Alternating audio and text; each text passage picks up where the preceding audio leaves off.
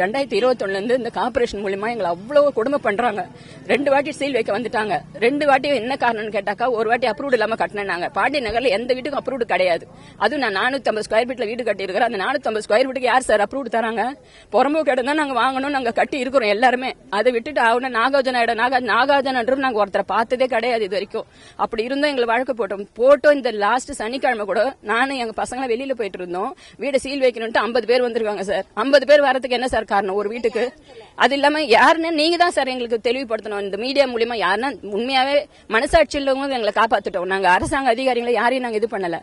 எப்படி இருக்க முடியும்? நான் என் குழந்தைங்களுக்கு ரோட்ல எப்படி சார் இருக்க முடியும்? படிக்கிற பையனை நான் கரண்ட் இல்லாம எங்க எவ்வளவு சாவடிக்கிறாங்க. நாங்க என்ன சார் பாவத்தை பண்ண இந்த ஏரியால எத்தனை போன் கால், எத்தனை மிரட்டல்.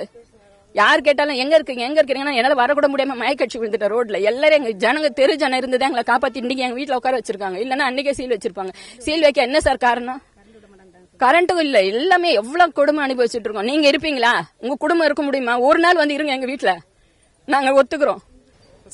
சார் என் பேர் கமலா. நான் இங்க சோழிங்கநல்லூர் பகுதியில துறைப்பாக்கம் வட்டத்துல வசிக்கிறோம். இங்க கிட்டத்தட்ட ஒரு 40 வருஷமா நிறைய மக்கள் வாழ்றாங்க. நிறைய மக்கள் மீன்ஸ் ஒரு 200 குடும்பங்களுக்கு மேல வசிக்கிறாங்க. இங்க என்னன்னா எந்த அடிப்படை வசதியும் சரியா செய்யல. கடந்த ஒரு 4 வருஷமா செய்ய மாட்டாங்க.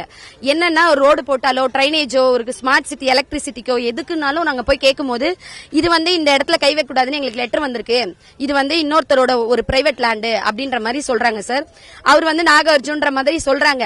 இதுல ஒரு வீட்டுக்கு மட்டும் சீல் வைக்க வரோம், இது அன்அப்ரூவ்ல கட்டிருக்கீங்க கார்பரேஷன்ல இருந்து சீல் வைக்கிறாங்க சார். இதை நாங்க பொதுமக்கள்லாம் சேர்ந்துதான் தடுத்தோம். அப்படி தெரிய வந்ததுதான் இந்த இடத்துல இன்னொரு ஆள் பட்டா வச்சிருக்காரு, அவருதான் இது எல்லாத்துக்கும் காரணம்ன்றது எங்களுக்கு அப்படிதான் அந்த நாலேஜே வந்தது. இங்க இவ்வளவு குடும்பம் இருக்காங்க, இவ்வளவு குடும்பத்துக்குமே இது புறம்போக்கு லேண்டு. இங்க நாங்க 45 வருஷமா இருக்கிறோம். இந்த கிராமத்தையே உருவாக்குனதே கிட்டத்தட்ட அவங்கதான்.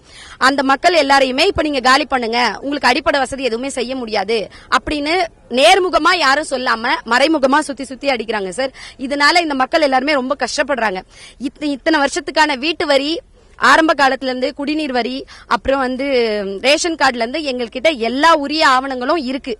ஆனா இப்போ ஒருத்தன் பேசியே பிரெயின் வாஷ் பண்ணி சில மக்களை கூப்பிட்டு தனியா நீங்க ஒன்னும் இல்லாம போயிடுவீங்க, இந்த இடத்த எங்களுக்கு கொடுத்துருங்க அப்படின்ற மாதிரி பண்றாங்க.